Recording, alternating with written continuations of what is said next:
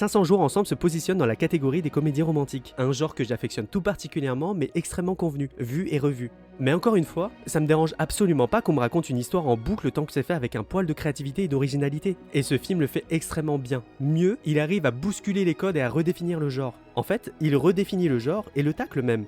C'est assez particulier à dire, c'est très subtilement fait et très bien exécuté.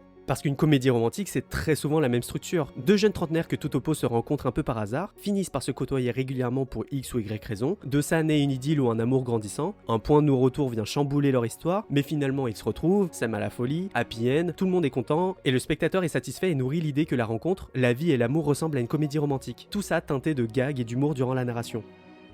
Tout ce qu'on nous montre à l'écran dans 500 jours ensemble a un sens. Que ce soit l'esthétique globale qui fait ressortir la couleur des yeux de Zooey Deschanel à la musique qui accentue la narration et le développement des personnages et leurs pensées, tout dans ce film est d'une précision et d'une sincérité vraie. On nous montre des émotions. Plus que jamais, l'image raconte une histoire. Et au-delà des mots, ce qu'on nous montre à l'écran illustre un récit et des sentiments.